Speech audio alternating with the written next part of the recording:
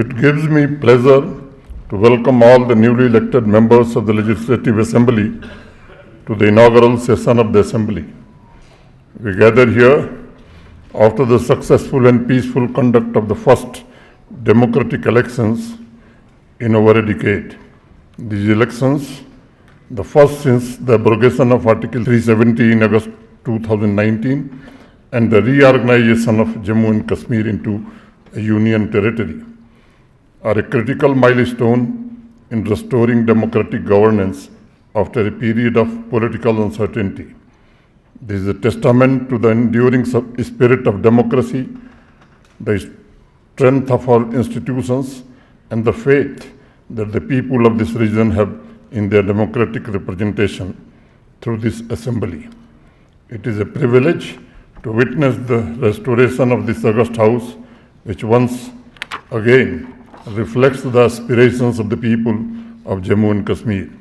One of the most encouraging aspects of 2024 elections was the high voter turnout, reflecting the enduring faith of the people in democratic processes. The high turnout, particularly in regions that traditionally could not participate fully because of a vociferous minority sympathetic to separatist sentiments, indicates that the people of Jammu and Kashmir continue to see electoral participation as a means to voice their concerns and aspirations. The successful completion of the electoral process marks an epoch in the history of Jammu and Kashmir. This gathering and the swearing in of elected government in Jammu and Kashmir marks a moment of immense pride, as it has not only strengthened the democratic fabric of our nation, but has also become a beacon of hope to all for a brighter and more inclusive future. For me personally, there is a moment of huge satisfaction when I assumed the responsibility of leading the administration 4 years ago. My foremost priority was to hold assembly elections so that there is an elected government.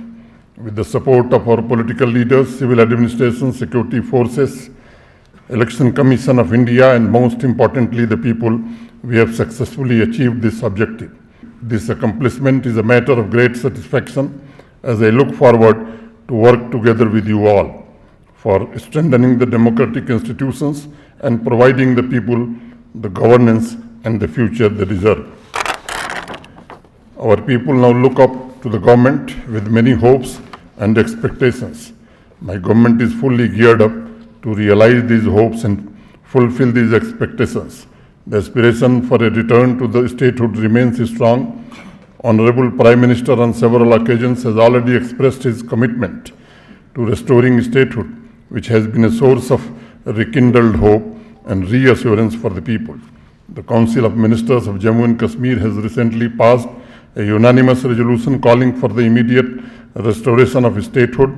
This resolution reflects the collective will of the elected representatives, echoing the aspirations of the people for the reinstatement of full democratic governance.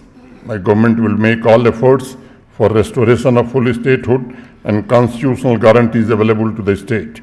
It would be a befitting reciprocation of the faith reposed by the people of Jammu and Kashmir in our democratic institutions. In the meantime, I urge all stakeholders to work together as one team and extend full support to my government in fulfilling the hopes and aspirations of the people. My government is fully committed to implementing the promises made to the people for further political empowerment and for creating an enabling environment for employment, sustainable development, social inclusiveness, and expansion of the economy for enhancing the overall quality of life. It will work relentlessly on the three principles of economy, ecology, and equity that will shape our future. We commit ourselves to this balance for a better and brighter future for all. Jammu and Kashmir is growing at an annual growth rate of about 7%. My government is committed to give push to this trajectory of growth and create more avenues of employment through policy interventions and infrastructure development. My government will also work on various reforms to strengthen the fiscal position of J&K. Huge natural resources endowed in J&K will be sustainably developed without harming our ecosystem that will ensure protection of these resources. Further, every section as well as every region of J&K will be treated equally and developed for ensuring inclusiveness and equity for balanced development, which will be a solemn and sacred commitment of my government. I believe that the new legislators, the administration, and all other stakeholders will work together to handle the challenges before us for a better and prosperous society. My government is committed to decision making that will be marked with transparency and accountability for ensuring efficient and effective use of resources with justification. This policy will be applied rigorously by my government to ensure integrity in public life. Any inefficient use or misallocation of resources will be re-examined and necessary course correction will be undertaken to ensure that the benefits of every penny are fully harnessed by the people of Jammu and Kashmir. My government will invest in building capacities of the youth for their gainful employment and will also foster their entrepreneurial capacities.